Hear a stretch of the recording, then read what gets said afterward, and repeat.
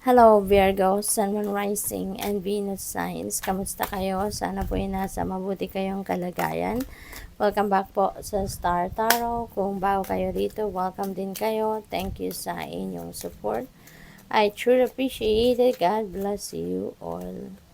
You are what you think, so think positive thoughts, Virgo. This is a very important reminder para sa inyo.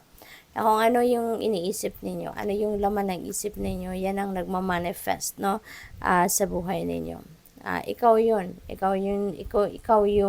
mga ginagawa ninyo, that is the exact manifestation of what you are thinking. Kaya, nire-remind kayo rito na think positive thoughts, no? Positibo lang ang isipin ninyo, yung mabuti lang, yung maganda lang ang isipin ninyo. Because kung ano ang laman ng isip ninyo, ikaw yun, no? Yun ang magmamanifest sa buhay ninyo. What else? Your family needs you right now. Call upon your angels to give you strength. Ayan, Virgo. Maaring, siguro hindi ninyo kasama ang inyong pamilya or baka geographically, no, malayo kayo sa isa't isa. Baka bihira din ninyo sila makausap, makasama, no? Kaya baka hindi kayo updated sa kung anong mga kaganapan sa kanila. But this is a heads up for you, no, na your family needs you right now for whatever reason.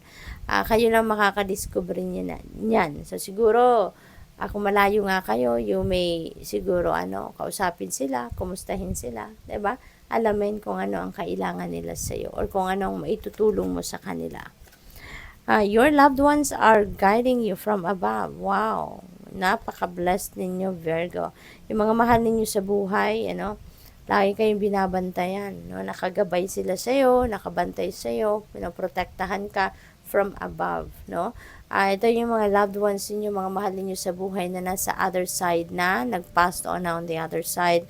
So, totoo, katawan lang talaga nila ang umalis. Katawan lang nila ang nawala, no, sa ninyo, sa paningin ninyo, pero their spirit is there, 'di ba? Lagi kang ginagabayan, lagi kang pinoprotektahan at ginagwardyahan, What else? We have what you think is what you create. Ayan na, parang parehas lang sila, 'di ba? Kaya napakamahalaga talaga na positibo lang ang isipin ninyo. Be aware. Be aware na dapat ang iniisip ninyo ay maayos lang, tama lang, mabuti lang para mabuti din, maganda, positibo ang magmanifest, no, sa buhay ninyo. What else? We have King of Ariel, napakaganda naman ito, no? Your plans are working out very well. Kung ano mga plano ninyo sa ngayon, is coming to fruition. Kung ano yung mga ginagawa ninyo, kung ano yung siguro mga outcome na ine-expect din nyo might happen, no? Yun ang maganda dito kasi kung ano yung maybe things are unfolding according to your plans. Kaya napakaswerte. Meron din kayong mga tagumpay dito, lalong-lalo na pagdating sa karera, sa pera, finances, money, career, finances, no? There are tagumpays na makakamit ninyo sa ngayon. This is also a reminder for you, no, to use your resources wisely. Okay?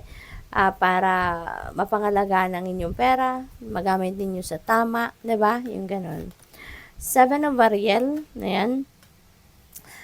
Marami na kayong ginawa, yung efforts ninyo, yung time, energy na ginawa ninyo, binuhos ninyo sa kung ano man ang inyong ginagawa. That is going to pay off. There is a promise, there is a guarantee that is going to pay off, no? You just need to wait a little bit more kasi maaring hindi pa yan handa para sa iyo ngayon. Nire-ready pa yan ng universe para sa iyo. Maybe now is the time that you're going to step back a little from that at mag-review ka, no? Maybe now is the time for you to mag-review, mag-assess, no? Mag-reassess ka ng inyong mga ginawa na ano na ang inyong mga ginawa, no? Baka kasi may kulang pa, no? Or maybe making plans for the future, yung ganon. So maaaring ito din yung panahon para dyan. At maghintay na lang kayo, just wait and see, no? Kasi on the way na, no? There is a promise or there is a guarantee na kung ano man yung ginawa ninyo, yan ay paparating na, diba? Yung bunga ang inyong pagsisikap will manifest soon. We have 9 of Michael. Ayan, meron kayong mga pinag-worryhan, no? But worry is unnecessary. Hindi kailangan, ano, kung ano man itong pinag-worry ninyo, just lift it all up to God. Okay? Lift it all up to God. Hindi mo kailangan mag-worry. Not necessary. Unang-una, yung pag-worry hindi naman nakakatulong sa atin. Mas nakakasama pa nga.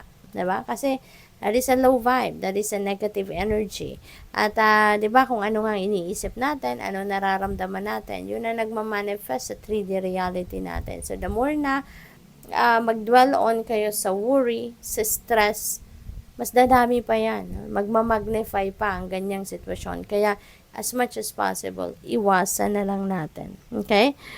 Focus your thoughts on the outcome you desire. Ilagay ninyo sa isip ninyo kung ano yung mga sitwasyon na gusto ninyong mangyari sa buhay ninyo. Ilagay ninyo sa isip ninyo kung ano yung mga scenario na gusto ninyong makita or ma-experience sa inyong 3D reality rather than mag-worry kayo or ma-stress kayo. Okay? So, it's necessary for you to release, no? I-release ninyo yung mga negative thoughts, negative feelings, emotions ninyo, regrets, guilt, worry. Okay? Let them go.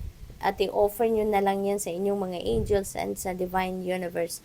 And allow them to help you lighten your burden. Alright? So, what else? We have peace. Ayan. So, finally, magkakaroon na kayo ng peace. Maaring i-let go nyo na kung ano man na nagpapahirap ng inyong damdamin. No? Kaya magkakaroon na din kayo ng peace. Maaari din, no? Na yung nakaraan ninyo, maaring yan pa rin ang bumabagabag sa inyo. Yung past ninyo, maaring yan pa rin ang nagkukos ng worry sa inyo. So, you are about to release your past, no? Matatanggal na din yung nakaraan ninyo. There is more enriching future coming sa inyo. Kaya, i-offer nyo na lang ang lahat sa Panginoon. Let go and let God. Okay? So, good luck. Thank you for watching Love and Light. Namaste.